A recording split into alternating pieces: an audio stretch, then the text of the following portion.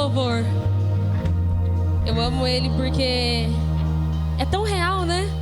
Nunca foi sobre nós, nem o que nós podemos fazer. É tudo sobre você. Ainda que nós tenhamos intelecto, ainda que nós tenhamos algo a ser admirável, nunca foi sobre nós. É tudo sobre ele.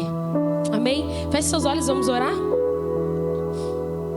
Pai querido, Pai amado, nós estamos aqui, Senhor, nessa noite, crendo, Senhor, mais uma vez que nós estamos na fonte, não literalmente na igreja fonte, mas nós estamos aqui, Senhor, porque nós estamos em busca dessa fonte, a fonte inesgotável, Senhor.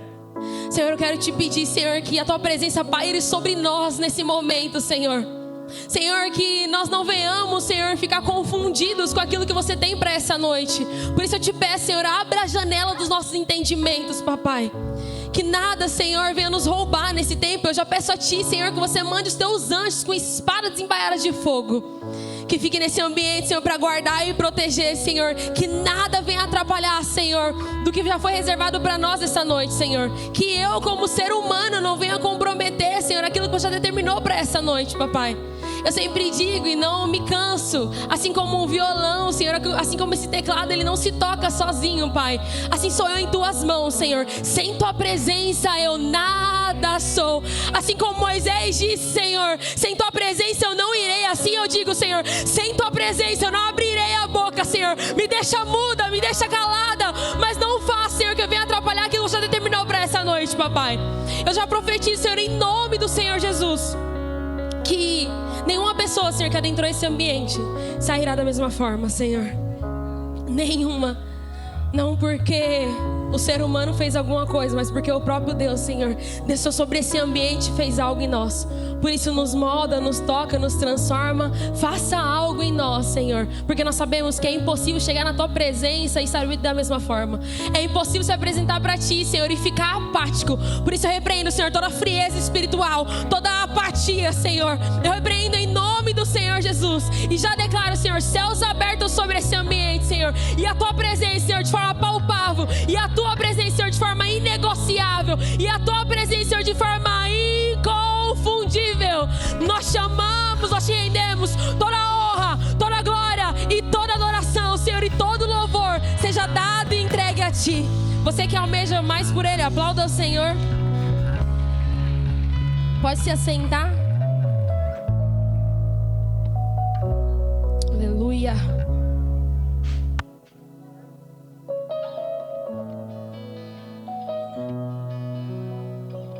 O Senhor me entregou uma palavra que eu confesso para vocês que eu fiquei lutando com ele mais de 3 dias. Eu fiquei assim, não, Senhor, não é isso, não é isso. E aí qualquer coisa que eu tentei fugir do que vai ser ministrado essa noite, o Senhor barrava tudo. Não fluía. Eu falava assim pro Buba, pastor Buba, falei, não tá fluindo. Ora por mim, me ajuda e tal. E o Buba orando, me ajudando em intercessão. E aí o Senhor me ministrando, Priscila, não está fluindo e você sabe o porquê. Então eu entendi. E aqui está o tema dessa noite, que é quente, por favor. Amém? Quantos aqui gostam de café? É bom, né? Eu gosto. De dia, de noite, à tarde, não importa. Eu gosto também de café. E o Senhor lhe ministrou muito acerca do café, até que eu chegasse nessa ministração. Porque é muito curioso que cada pessoa tem a sua preferência acerca do café. Então, em relação a ser mais amargo, tem pessoas que... Quem toma café amargo aqui, minha gente? Caramba, você é o bichão mesmo, hein? Eu gostaria de gostar do café amargo, mas eu não gosto. Eu gosto daquele negócio doce. Mais doce, dá até aquele arrepio, sabe? Então tem pessoas que gostam do café amargo, aliás, muito admirável. Há pessoas que gostam do mega doce, tipo eu. Aquela pessoa que gosta do coado, do expresso, né? Então tem diversas formas ali que pessoas se identificam acerca do café. Mas algo muito específico que me chama a atenção é que não há diferença quanto à temperatura do café. Como assim, Priscila? Se você está em algum lugar, você pede o seu café, provavelmente alguém vai perguntar para você, expresso ou coado, né? Então você fala ali a forma que você mais gosta. No entanto, eu nunca fui em um lugar para alguém me perguntar se a pessoa ela tem preferência pelo café morno, frio ou quente. É como se não existisse essa opção. Não tem a opção de eu escolher se eu quero ele mais ou menos quente, se eu quero ele muito quente, se eu quero ele frio, se eu quero ele morno. Porque é como se não tivesse essa opção de fato, não combina. A não ser quente, não combina. Café frio, não combina. Café morno, não combina. E eu não sei se você já entendeu, meu irmão, mas não é nem de café que eu estou falando. O Senhor não me trouxe aqui para eu ser um especialista em café. Não é de café que Ele me trouxe aqui. Não é de café que Ele quer falar comigo e com você. Mas a palavra vai contar acerca de uma igreja localizada em Laodiceia. Quando o Senhor soprou Laodiceia para mim, eu falei, eu não quero, eu não vou. Aí Ele falou para mim, Jonas, tá titubeando por quê? Eis-me aqui, Senhor. E a palavra vai contar em Apocalipse acerca dessa igreja localizada em Laodiceia. E daí que vem uma das passagens mais conhecidas da Bíblia, que é aquela referência na qual é dita que Deus vomitará os mornos. Abra comigo em Apocalipse 3:15.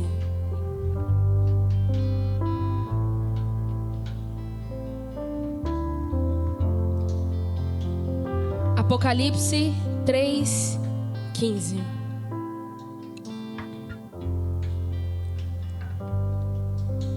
Amém?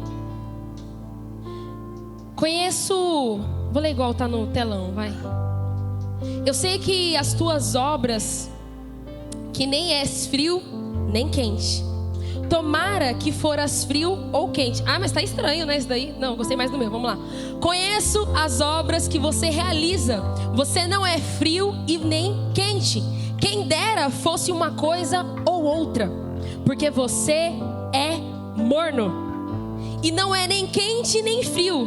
Estou a ponto de vomitá-lo da minha boca. Você diz, sou rico, sou bem de vida e não preciso de nada. Mas você não sabe que é infeliz, sim, miserável, pobre, cego e nu. Aconselho que você compre de mim ouro refinado pelo fogo, para que você seja de fato rico. Compre vestes brancas para se vestir, a fim de que a vergonha da sua nudez não fique evidente. E colírio para ungir os seus olhos, a fim de que você possa ver. E aí Deus completa: eu repreendo e disciplino aqueles que eu amo.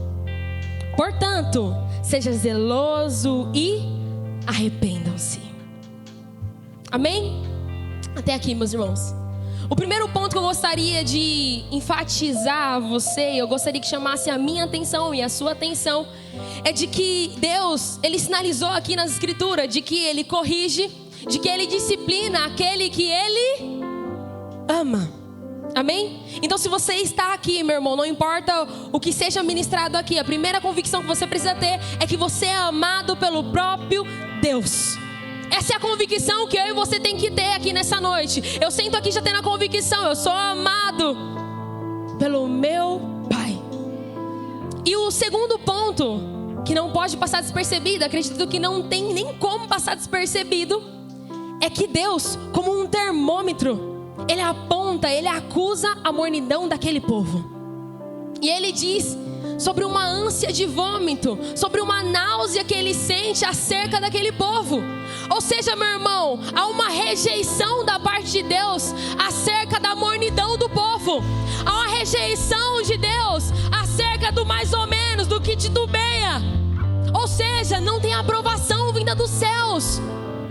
Como alguém que come algo que não faz bem, o Senhor diz, me dá náuseas. Sabe quando você come alguma coisa que não faz bem para você? E você fica naquele enjoo, naquela vontade de vomitar. É isso que essa palavra está apontando. Deus está apontando que é intragável alguém morno. E só contextualizando vocês, Laodiceia, como nós lemos aqui, se achava autossuficiente. Eu não preciso de nada. Foi o próprio Deus, está escrito nas Escrituras. Ele disse: vocês dizem, eu não preciso de nada. Laodiceia estava totalmente satisfeito. E quando eu estava montando essa ministração, o Senhor, Ele me levou a um lugar. Sabe um rodízio de comida? Quando você vai no rodízio, a vontade, você se empanturra de coisa. E aí eu comecei a imaginar Laodiceia naquele tempo. Laodiceia era como se ele estivesse no rodízio, sabe? De pizza, de massa, de japonês, de churrasco. E quando chegava a presença de Deus, assim como chega o garçom lá com as carnes, Laodiceia fazia o quê? Virava a plaquinha, satisfeito. Jesus chegava ali com grandes coisas, com tudo para oferecer para aquele povo. Laodiceia fazia o quê? Check, estou satisfeito. Laodiceia estava cheia demais, sabe? Mas sabe qual que é o problema? Laodiceia estava cheia demais, mas não era das coisas de Deus. Laodiceia estava se sentindo satisfeita, mas era apenas estufamento, meu irmão. Não era das coisas de Deus. E sabe de uma coisa? Quem se empanturra do que quer, toma espaço do que realmente importa, do que realmente precisa. Eu tenho que fazer toda uma logística na minha cabeça quando eu vou dar comida pro meu filho. Porque o Joaquim, ele não é aquela criança, nossa, né, comilona e tal. Se eu dou alguma coisa pro Joaquim antes do almoço, do jantar, eu já sei que vai comprometer a forma que ele vai se alimentar no almoço e no jantar. Ele vai recusar: tô cheio, eu não quero. Então uma criança, meu irmão, se você dá qualquer coisa para ela antes do jantar, antes do almoço, que é a refeição principal, ela não vai fazer questão dessa refeição principal. Por quê? Porque ela está estufada, ela está cheia. Não somente uma criança, né? Às vezes nós adultos também somos dessa forma. Eu gostaria de ser muito mais, porque às vezes uma coisa não compromete a outra, uma coisa não tem nada a ver com a outra. Mas estou me esforçando. Mas a verdade é que esse povo estava estufado demais, alimentado demais, e não era das coisas de Deus. E a pergunta que o Senhor tem para mim e para você nessa noite é: do que nós estamos nos alimentando que nós não estamos tendo fome dele? Estamos apenas cumprindo o protocolo, estamos apenas indo para a igreja de vez em quando, às vezes, sabe? Se dá eu faço, se não dá eu não faço. Se eu sentir eu vou, se eu não sentir eu não vou. O que está acontecendo com o meu povo que está vivendo de emoção? O céu está nos perguntando nessa noite.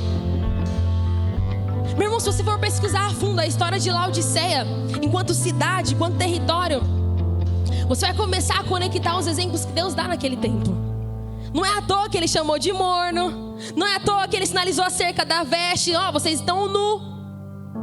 E aí eu acho o nosso Deus, ele é incrível. Sabe por quê? Ele pode usar diversas formas para nos explicar acerca de algo. Mas ele é o cara. Ele usa algo que eu e você vai entender perfeitamente. O leigo entende, quem é mais estudado vai entender. Não tem essa, ele vai usar exatamente para você entender. Ele é específico, ele é pontual. Então o Senhor, ele podia usar qualquer terminologia para falar com Laodiceia: olha, vocês estão pessoas que titubeiam, olha, vocês estão desviados do meu caminho. Ele podia falar isso, mas ele começou a usar terminologias acerca daquele território também, para eles terem noção do que eles estão fazendo. Então Deus usa uma questão que é significativa para aquele povo, algo que é familiar para aquele povo. Como que ele fala? Historiadores na época vão dizer que a cidade de Laodiceia é uma cidade muito rica, uma cidade que inclusive era fonte da parte de comércio, na parte de tecidos. Estudiosos vão dizer que eles tinham muito orgulho por isso. Aliás, a minha cidade é a qual faz lã na cor preta. Então tinha uma vaidade acerca daquele território. Eles estão ricos, estão com a bufunfa cheia, a conta está cheia. É Pix que você precisa, facilmente eles fariam. Por quê? Porque eles tinham dinheiro, eles estavam cheios, sabe? E algo muito curioso também acerca dessa cidade é que a cidade, ela não tinha uma água própria. Então se fazia necessário uma extração de água vinda das cidades vizinhas. E por isso que a palavra vai dizer em Apocalipse 3,17, você diz, sou rico, estou bem de vida e não preciso de nada. Mas você não sabe que é infeliz sim, miserável, pobre, cego e nu. Meu irmão, Jesus estava fazendo uma crítica acerca do modo de vida daquele povo. Jesus estava denunciando. Ei, vocês são referência em lã, vocês são referência em vestimenta, mas para mim é como se você estivesse nu.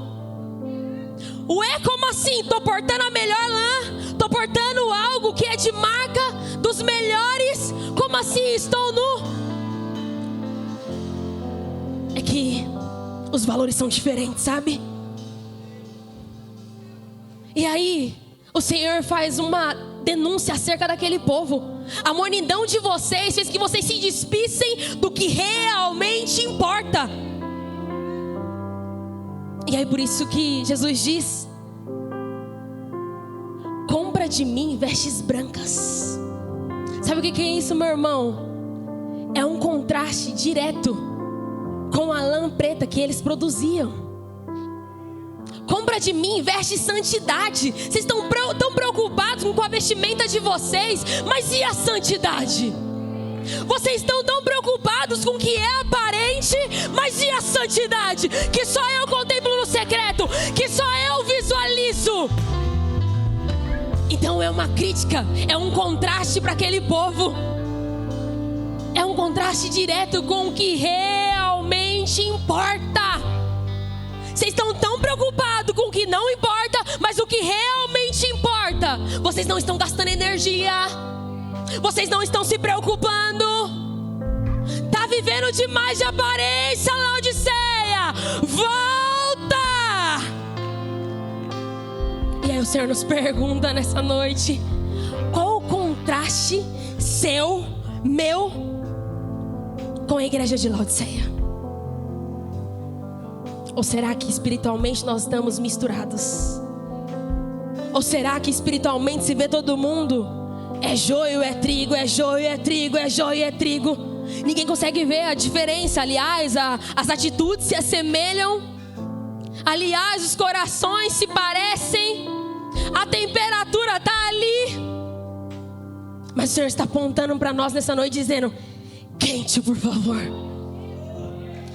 Quente, por favor. Senhor, o que você quer de mim? Qual que é o meu chamado? Quente, por favor. Quente, por favor. Senhor, qual que é o próximo passo? Quente, por favor. Quente, por favor. Ora baixera lambatoia, baixera lambandoia bas. Há um pedido diretamente dos céus para mim e para você. Quente, por favor. Sabe o que acontece, meu irmão? Nós criticamos tanto quando nós vamos ler as escrituras a atitude de algumas pessoas. Nossa, mas como assim você... Olha isso, olha o que ele foi capaz de fazer. Nós criticamos porque é muito fácil a gente estar vendo de fora a situação, sabe? E aí quando a gente olha de fora é mais fácil. Sabe por quê? Porque a gente deixa de olhar para dentro. O olhar está concentrado em outras coisas, em outras pessoas. E aí você deixa de olhar para você mesmo e ver o que precisa ser melhorado, mudado, transformado. Então a minha tendência e a sua é criticar o que as pessoas estão vivendo. A minha tendência e a sua é criticar as coisas que nós estamos lendo lá na Bíblia. Eu não faria isso. Jamais. E se o céu disser para você, está fazendo. Tá igual ou pior. Tá mais frio do que eles. Quente, por favor. Nós criticamos a atitude de Judas. Como assim? Troca Jesus por pequenas moedas. Sabe qual que é a verdade? Todos os dias eu e você temos a mesma oportunidade. Todos os dias eu e você escolhe se eu vou ser Judas ou se eu não vou ser. Priscila, amanhã é segunda, eu vou ter a escolha. Amanhã é segunda e você vai ter a escolha. Na terça você vai ter também, na quarta você vai ter também. Todos os dias você pode escolher se você vai ser um Judas ou se você segue escolhendo ser quente. Todos os dias. Falamos tanto de Marta, Mas frequentemente nós nos vemos atarefados demais para conseguir priorizar a Deus, para conseguir priorizar o que é inegociável, o que não deveria ser mensurado na nossa lista de tarefas. Mas nós criticamos. Como assim, Marta? Maria está lá aos pés de Jesus. Oh nossa, eu estou fazendo igual. Oh nossa, a lista está cheia, mas não tem nele. Eu estou estufada, eu estou cheia, mas e Jesus? Onde fica? E a presença onde está? Então nós vamos, falando de um, de outro, porque obviamente é mais fácil. Apontamos Balaão. Quando eu li a passagem de Balaão pela primeira vez, eu fiquei passada, eu confesso para vocês. Passada. Uma mula precisou falar. Quem nunca? Quem nunca? Ah, pelo amor de Deus. Como assim uma mula precisou falar? E sabe que eu tenho algo para te dizer nessa noite? Você vai ficar mais chocado ainda. Chocante não é a mula falar. Chocante é nós estarmos tão distraídos que nós não ouvimos a voz de Deus. Isso que é o mais chocante. O chocante é a nossa distração. Nos obar nós reconhecemos a voz dele. Ele está sinalizando, ele está apontando. Isso é da minha vontade, isso aqui não é da minha vontade. Não é para ir ou é para ir. Avante, fica, para, pausa. Mas para mim e para você, não é uma mula que está falando, tá tudo certo. Sabe qual que é o nosso problema, meu irmão? Nós estamos esperando demais o extraordinário acontecer, sendo que o Senhor ele se manifesta no nosso ordinário. Nós estamos exigindo a forma que o nosso Deus tem que agir. Se o culto não for aquele culto de fogo, o pregador é ruim. Se a pessoa que está ministrando louvor não é uma pessoa, mas não foi a mesma coisa, não estava fria a igreja estava fria.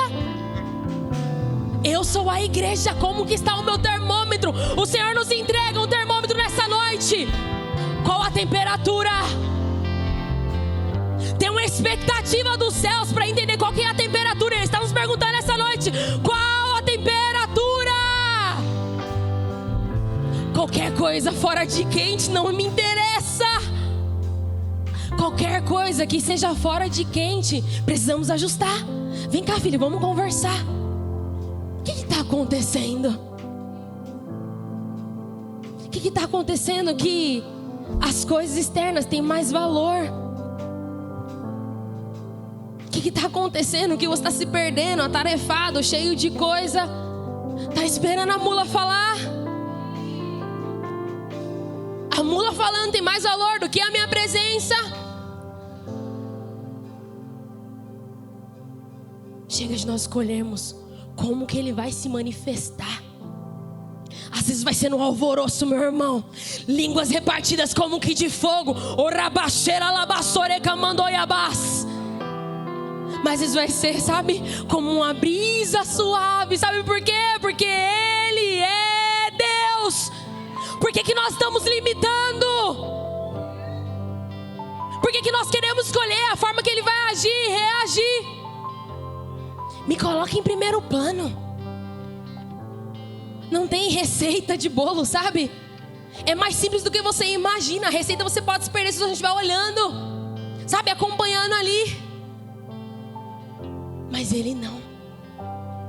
É tempo de nós olharmos para ele e falar assim: de que vale ter as poesias mais lindas, as harmonias mais brilhantes, se não há verdade em nós?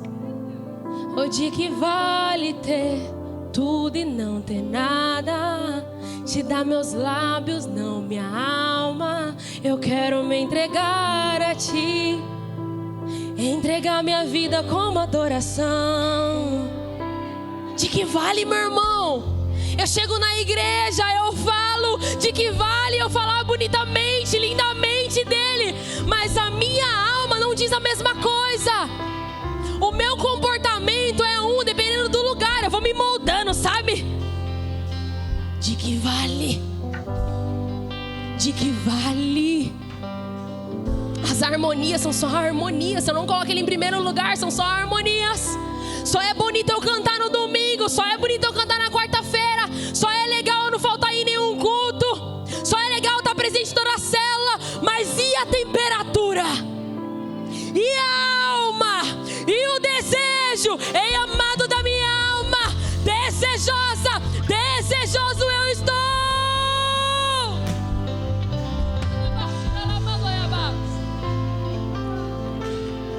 Como nós estamos? Como que nós estamos? Eu tenho algo para te dizer, meu irmão. É fácil demais nós cairmos na mornidão. Não se engane. Não se engane. É muito fácil. A cidade de Laodiceia, eu disse para vocês, eles não tinham uma água própria. Então, como eu comentei, eles precisavam que essa água fosse extraída de cidades vizinhas, certo? E aí uma das cidades na qual ele pegava, essa água era extraída, era de águas termais, ou seja, água quente. Exato. De outra cidade, a água era gelada. Quando eu misturo o gelado com o quente, acontece o quê? Eu tenho água morna. Inclusive, eu falei pro Rodney com ele. Eu perguntei pra ele, falei pra ele, olha, ele veio me oferecer água, pastor, você quer água, né, e tal. Aí eu falei assim pra ele, eu quero, mas me dá água gelada não, porque eu berro muito, senão eu vou ficar sem voz. E eu grito mesmo, gente, se qualquer coisa baixa aí, tá tudo certo. Não, então tá bom. Então, aí eu falei pra ele, né, aí ele falou assim, pastora, não tem água, né, que não esteja sem, como fala? Sem gelo, isso, sem gelo. Não tem água. Eu posso misturar? E agora o Espírito Santo acabou de me trazer à memória isso. Então quando mistura uma água, a temperatura dela fica diferente. E Laodiceia era exatamente dessa forma. Vinha águas termais, águas quentes, e vinha água que era gelada. E aí quando Jesus vai fazer um apontamento para aquela igreja, por isso que ele diz, vocês estão mornas. Sabe por quê? Porque de mornidão eles entendem. Ele usa uma linguagem que ficava extremamente claro para eles. Não vai ter dúvidas, eles entendem o que é mornidão. Eles entendem o que não está muito bom, o que está mais ou menos. Então ele poderia usar qualquer termologia, mas ele usa exatamente algo que eles entendem. Meu irmão, eu posso falar alguma coisa aqui para você que você não vai entender, mas eu tenho certeza que todo tempo de ministração, pelo menos uma coisa você vai entender. Nem que seja o termômetro que você coloca lá embaixo do braço do seu filho, para você identificar se ele está com febre ou não. Não entendi nada que a Priscila falou. O Senhor manda te dizer. Sabe o termômetro que você mede a febre do seu filho? O Senhor está mandando para você medir como está a sua questão espiritual. Sabe por quê? Porque Ele é claro. Ele usa algo que eu e você entende. Você sabe o que é quente, você sabe o que é frio, você sabe o que é morno. E o Senhor está dizendo quente, por favor. E aí quando se junta duas fontes incompatíveis, você chega na mornidão. O quente e o frio chegou na mornidão. Provavelmente Laodiceia estava se alimentando de fontes incompatíveis com a presença. Estava se alimentando de algo que não agradava o coração de Deus. Então sabe o que o Senhor lhe faz? Pontual demais. Ele conecta a realidade da cidade com o estado espiritual daquela igreja. E sabe o que ele está fazendo essa noite comigo e com você? Ele está conectando a realidade de Laodiceia ao nosso espírito. Que Priscila? Ele está conectando a realidade de Laodiceia, a igreja de Laodiceia, com o nosso espírito. E ele pergunta: como estão as coisas aí? Qual a temperatura? Meu irmão, assim como a água que nós acabamos de ferver lá no fogão, ela não se esfria de uma hora para outra. Você acabou de desligar o fogo, se você meter o dedo lá, você vai fazer o quê? Se queimar. Por quê? Porque ela estava ali, né? Fervendo. Então se você colocar a mão, ela vai esfriar. Só que acontece quando o fogo está desligado por muito tempo. vai baixando a temperatura, vai ficando mais ou menos. Se não tiver fogo, não tem como ir pro quente. Se o fogo tá desligado, é mais fácil chegar no frio. Do morno, você tá mais perto do frio do que do quente, meu irmão. Não sei se você tá entendendo. Ausência de fogo, mornidão. Ausência de fogo por muito tempo, esfrieza espiritual. Dificuldade de discernir a voz, dificuldade de acompanhar o que Ele quer. Esquerda, é direita, é vamos para. Não tem discernimento. Por quê? Porque o fogo apagou faz tempo. Mas o Senhor te trouxe aqui essa noite para dizer: tem fogo, tem vida aí. Tem fogo, tem vida aí.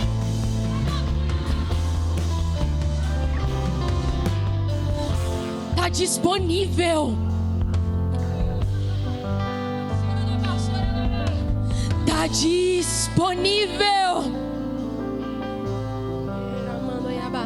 A gente não canta aqui? Tem lenha, tem fogo. Tem lenha, tem fogo. Vem me incendiar. É isso que Ele almeja, que eu e você essa noite aqui nós estamos sentadinhos, vocês estão aí sentadinhos, mas eu vou sentar e falar assim: tem lenha, manda fogo. Tem lenha, manda fogo. Tem lenha, tem corações desejosos, tem pessoas que ainda amam a presença.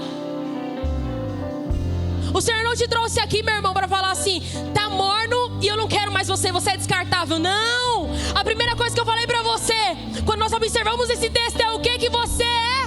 Amado. Quem ama cuida, quem ama protege, quem ama corrige, quem ama pontua.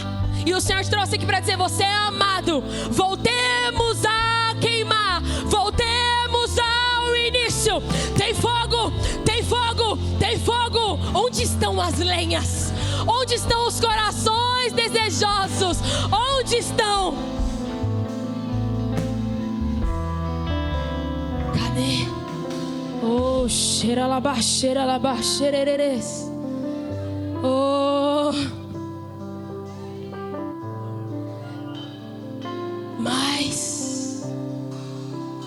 Mais. Oragabaxeralabaxerereres. Orabababababababas. Mais. Recamandoiabaxererereres. Sabe o que Ele está fazendo lá do alto dos céus? Soprando. Soprando. Onde estão as lenhas? Onde estão?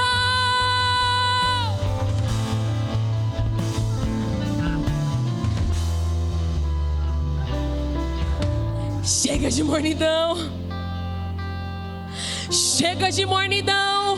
Qual a fonte você vai escolher? Eu quero a quente. Eu quero a quente.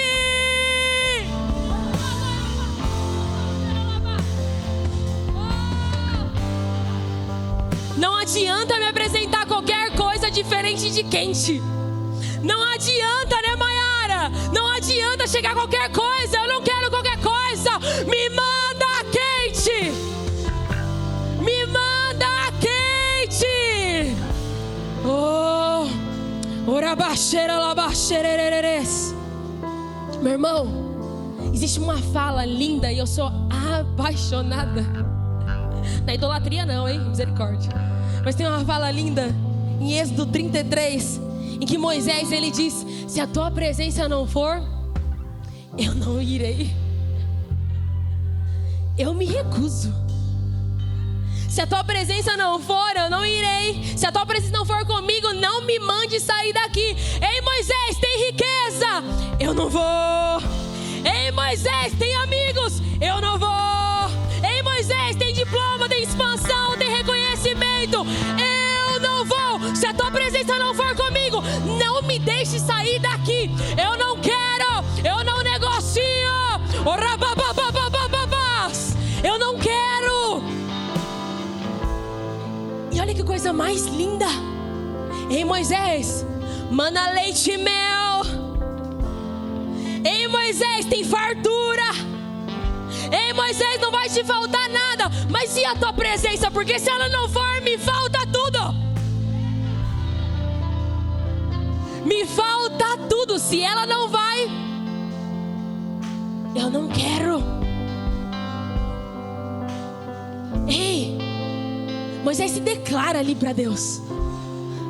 Isso é uma declaração, meu irmão. Quando você escolhe não avançar, se Ele não for contigo, quando você escolhe, às vezes até sofrer algum dano, porque a presença não está te acompanhando, é uma declaração de amor. Você está sinalizando: eu prefiro quente. Qualquer coisa diferente disso, eu não quero. Sabe, Moisés estava ali visualizando aquele povo. E eu imagino quando ele fala isso: se a tua presença não for, eu não irei, eu não quero ir. Ele está se declarando: olha, o povo se dobra. Olha, o povo está exaltando a outro Deus com D minúsculo. O povo negocia, o povo está morno. Mas eu não vou se você não for. Eles levantam altares, eu não vou se você não for. Eu não. Sabe por quê? Porque o meu espírito procede de ti e não reconhece nenhum outro Deus. Qualquer coisa diferente disso não vale, não presta, eu não quero. A palavra vai contar em Êxodo 4:29. Vai dizer assim: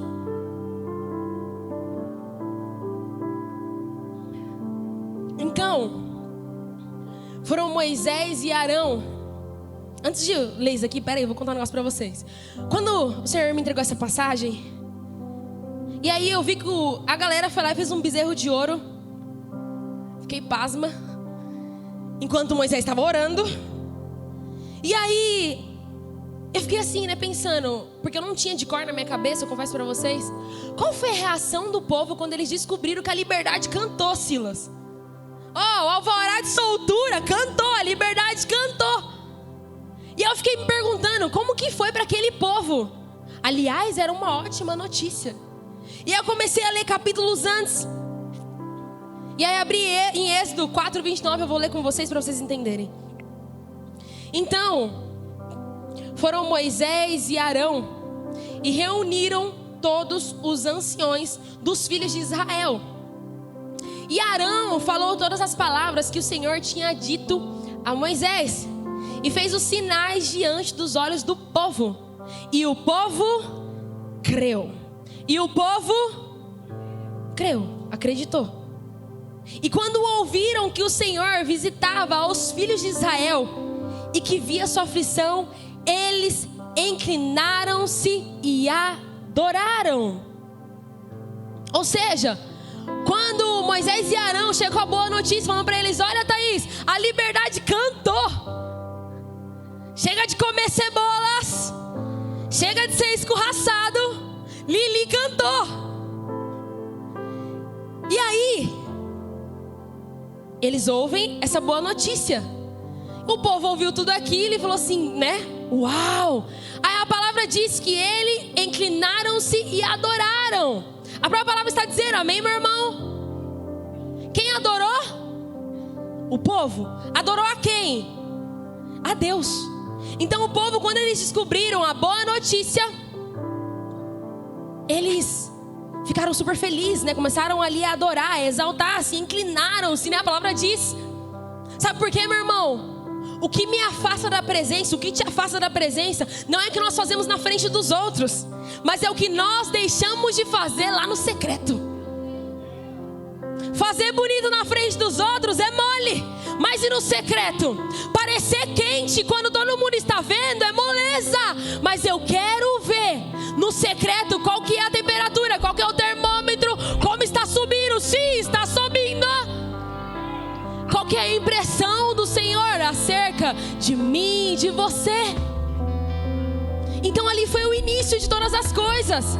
Foi o momento que eles ouviram a boa notícia. Olha, vocês serão livres. Olha, o alvará de soltura está aqui. Conjecturando, tá, meu irmão? Então o alvará de soltura está aqui. Vocês serão livres. Aí eu fico imaginando a felicidade daquele povo. Uhul! Feliz, entusiasmado, cheio de energia. Nossa, eu fico imaginando isso. Agora eu vou entrar na escala dos obreiros. Eu vou agora, sabe? Servir no Kids. Sabe lá no Baby, que quase não tem gente pra servir? Eu vou servir lá. Tô tô cheio do gás. Uma boa notícia aconteceu na minha vida, tá tudo ao meu favor.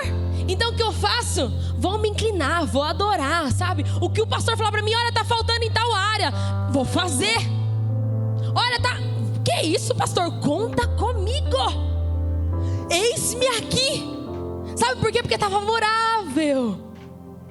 Então aquele povo, por estar tudo favorável, eles se inclinam, eles adoram a Deus. Então se está tudo contribuindo, está tudo ao meu favor, logo eu adoro, logo eu amo a Deus. Porque o que mensura o quanto eu amo a Deus é se está indo tudo bem. Se está tudo bem, oh, desejoso da minha alma, amado do meu Pai. Mas se não está indo nada bem, nem vou na igreja, não vou no culto, vou faltar, vou fazer isso, vou fazer aquilo, vou beber, vou fumar, vou voltar a praticar as velhas coisas, vou ver pornografia porque acalma, vou descontar nos meus filhos, vou descontar na minha esposa, vou gritar com meu esposo, não vou arrumar a casa hoje porque nada está favorável. O nosso problema é que nós estamos mensurando o amor, mensurando a entrega de acordo com as circunstâncias terrenas. Mas se eu nem sou daqui, por que meu termômetro está sendo comparado com as coisas que acontecem aqui? Por que eu estou mensurando a quantidade que eu me entrego? Deixe de me entregar de acordo com as coisas que estão aqui. É para ser quente, meu irmão. Tá fluindo, é quente. Tá tudo desabando, é quente. Tá complicado, é quente. É fácil, Priscila? Não é, meu irmão. Não é moleza, não. Sabe por quê? Porque o difícil não é eu e você começarmos. É desafiador quando eu e você vem aqui na frente aceitar o nosso Senhor como único, suficiente Salvador, pedir para que Ele venha escrever o meu nome no livro da vida. É difícil, é desafiador. Sair do banco parece que tem alguém te amarrando.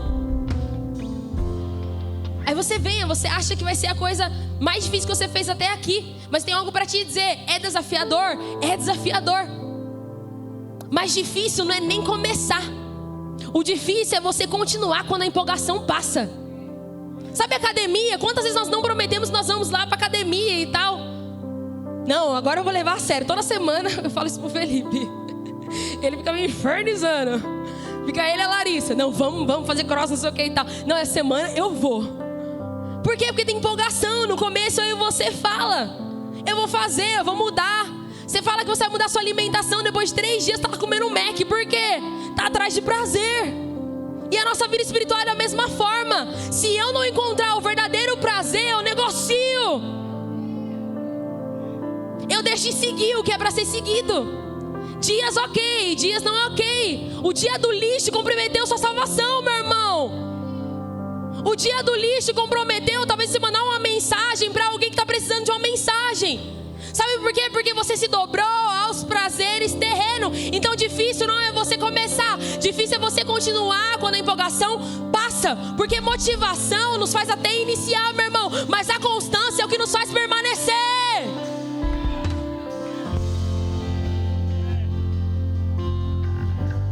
Assim como a água, a nossa temperatura ela não muda de um dia para outro. Não foi de um dia para o outro que aquela estátua foi construída. Não foi de uma hora para outra.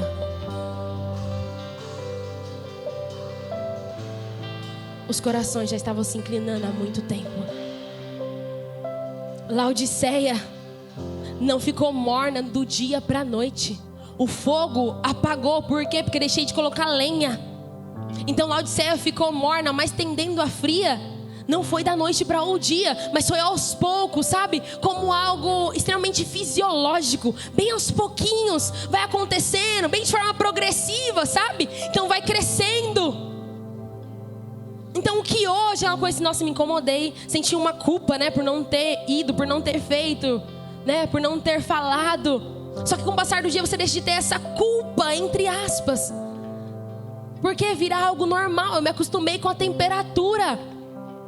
A estátua até, se você for lá bem, né? Tira os brincos e tal, não sei o que. Aconteceu de forma repentina, né? Eles estavam lá, depois você leia, tem a oportunidade, leia. Então dá os brincos, né? Começa a pedir que eles querem algo visível, né? Algo palpável, é o nosso problema. Nós nós queremos o tempo todo algo palpável.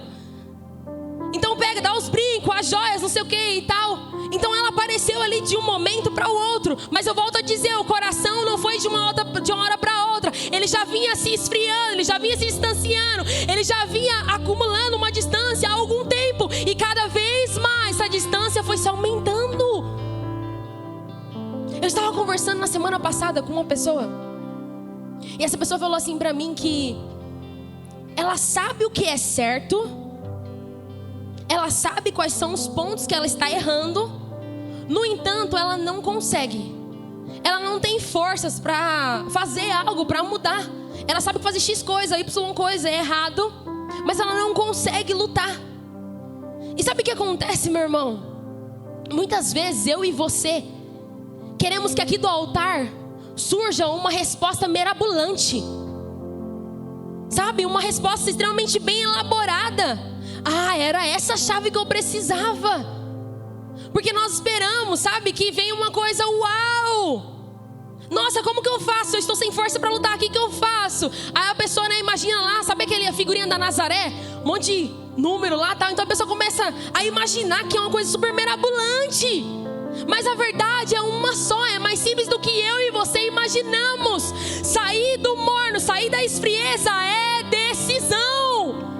Priscila, agora você me apertou sem me abraçar. Por quê? Porque é mais fácil do que eu e você imagina.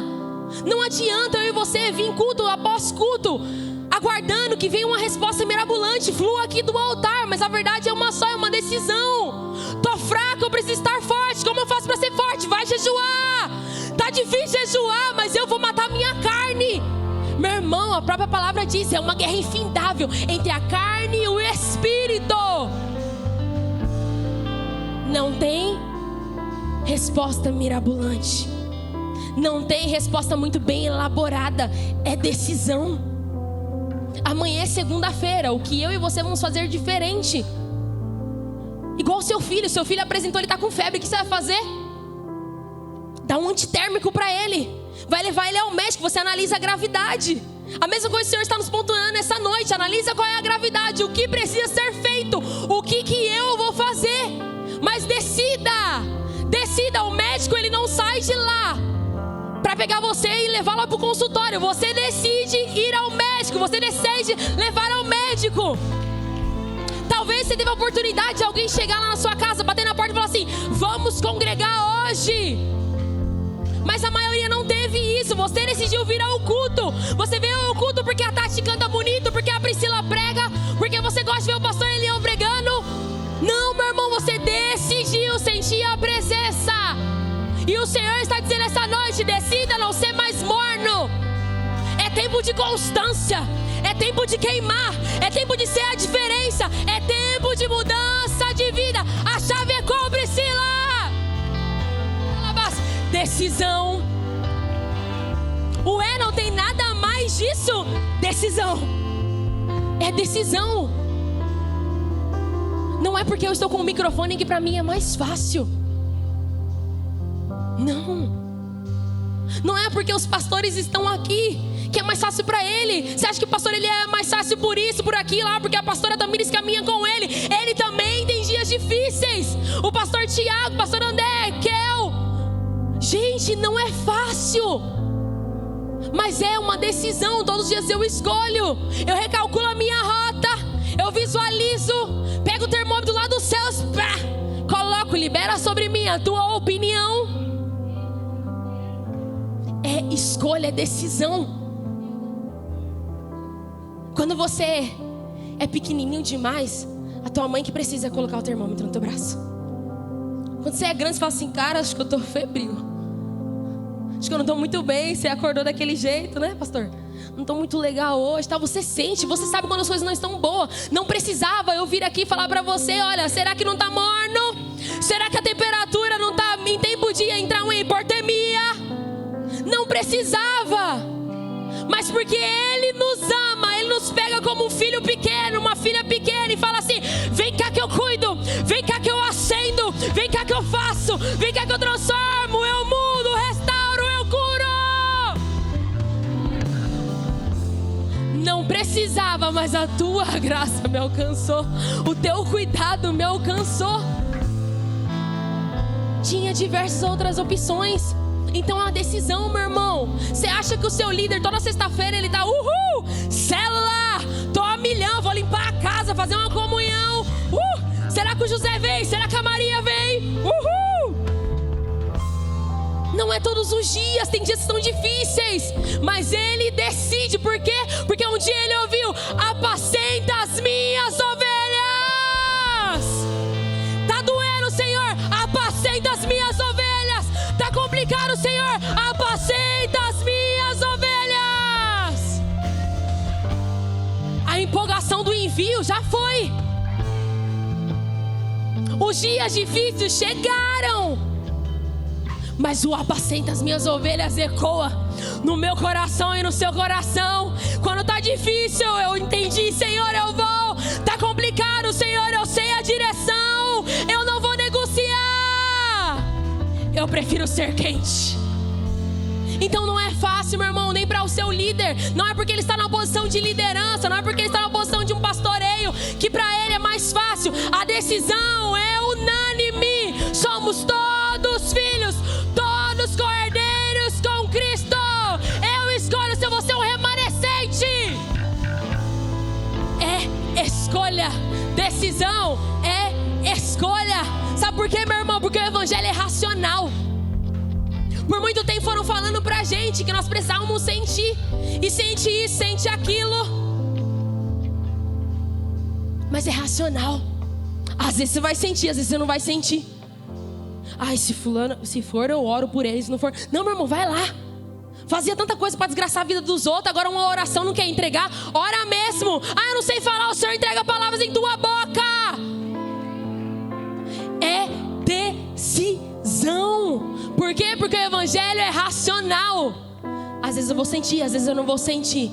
Se ele disser sim, tá tudo bem. Se ele disser não, tá tudo bem também. Por quê? Porque eu escolhi ser racional. E racionalmente eu amo ele verdadeiramente. Racionalmente eu amo a ele. Racionalmente eu entendi: apacenta as minhas ovelhas.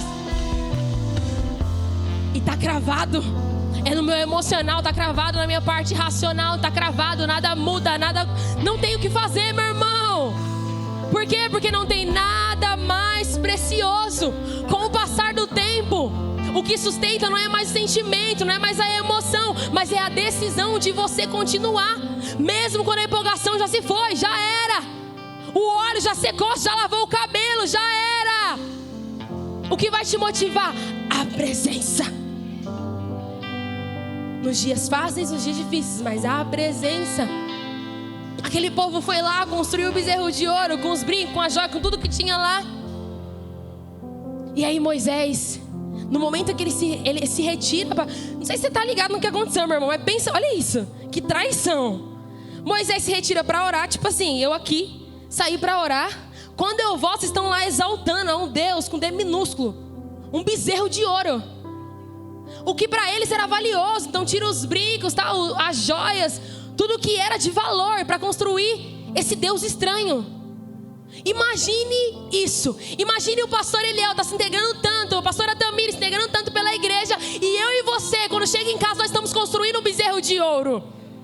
Imagine ele renunciar à vida dele e nós simplesmente vemos uma vida qualquer. Na igreja eu sou crente, mas lá fora morno, frio. Imagine, aquele povo fez isso. Moisés vai lá orar para conduzir o povo, para entender as respostas de Deus. E o povo constrói um bezerro de ouro.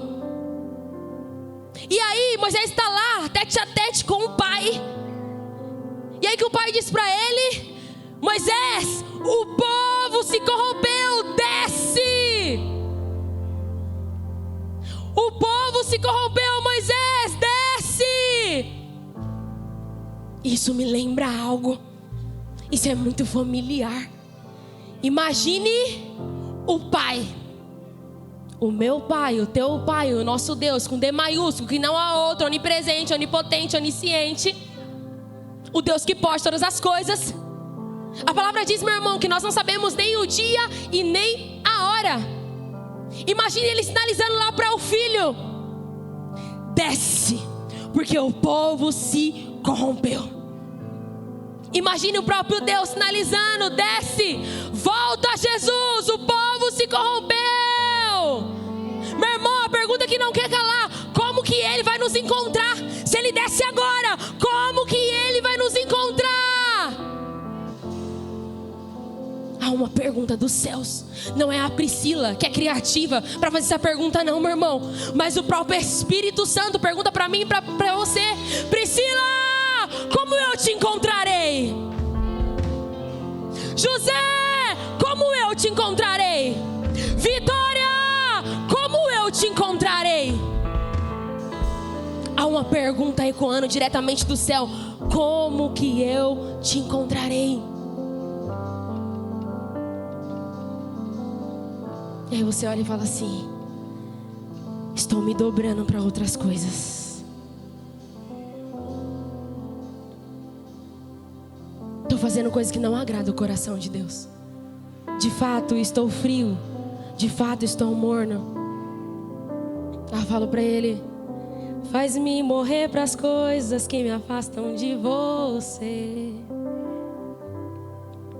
Faz-me esquecer das coisas que me afastam de você. Teu nome é como um unguento derramado em minhas feridas, que me cura, restaura a alegria. Fale para ele: do teu perdão é tudo que eu preciso. Cura minha alma, restaura o meu sorriso. E quando tu chegas, fica tudo colorido. Peça pra ele: faz outra vez. Faz outra vez. Faz outra vez, como na primeira.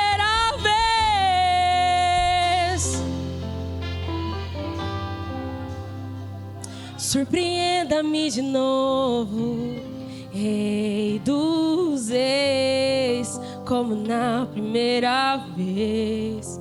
Como foi quando você se batizou? Como foi quando você passou pelo encontro com Deus?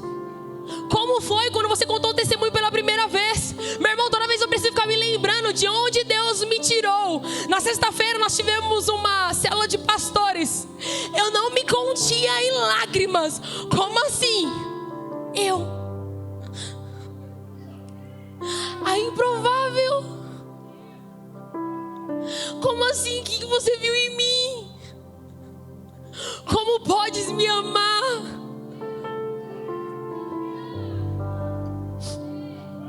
Você já se perguntou isso?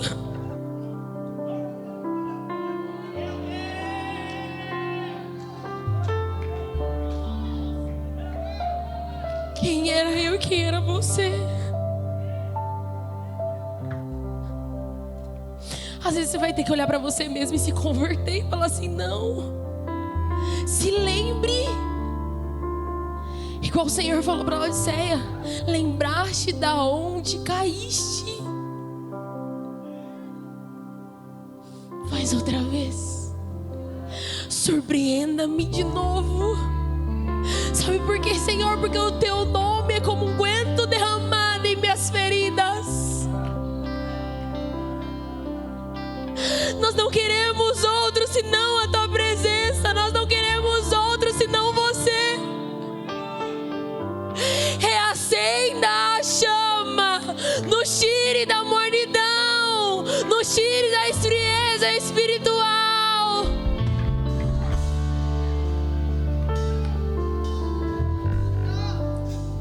Faça algo.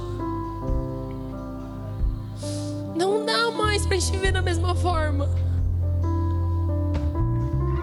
Nós precisamos decidir, nós precisamos reagir. A palavra vai contar em Lucas sobre uma mulher, e a palavra mesmo específica que ela é uma mulher prostituta. E quando ela sabe que Jesus estava na casa de um fariseu, ela corre para lá. E ela corre para lá, meu irmão, intencionalmente. Ela leva um frasco de perfume. E a palavra diz que enquanto ela chorava, ela vai lá até Jesus. Sabe onde está o mestre? E ela chega lá aos prantos, já chorando para ele. Ela se ajoelha e começa a chorar. A palavra diz, meu irmão, que os pés de Jesus ficam molhados pelo choro daquela mulher. E ela vê os pés de Jesus ali molhados. O que ela faz? Ela começa a secar com o próprio cabelo.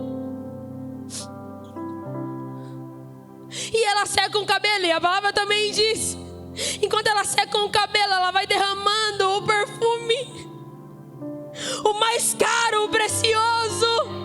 Meu irmão, você sabe quanto que valia um perfume naquela época? Não é o Pink, não. Mas era algo valioso. Ela vai até o mestre, chora, seca e unge os pés dele com algo valioso. Você já se perguntou por que aquela mulher... A palavra não tem nenhum registro que havia uma conversa antes disso. Sabe que ela começou a chorar porque o Senhor começou a ministrar ela, porque Ele começou a falar alguma coisa para ela? Não. A palavra diz que ela chega, fica ali por trás de Jesus, começa a chorar, molha os pés dele. E eu te pergunto, meu irmão, você já parou para pensar o porquê que aquela mulher estava chorando? O que fazia aquela mulher chorar de forma compulsiva? O que fazia? Mais à frente você lê, a passagem diz assim: então Jesus disse para ela: os seus pecados estão perdoados. Por que ela estava chorando? Porque pecou. Por que ela estava chorando? Porque as atitudes dela feriam o coração do Pai.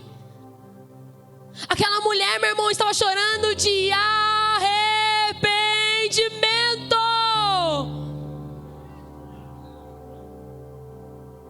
Enquanto ela estava lá, tinha uma canção pairando lá no fundo. A melhor parte eu encontrei aos teus pés, aos teus pés. E as lágrimas corriam,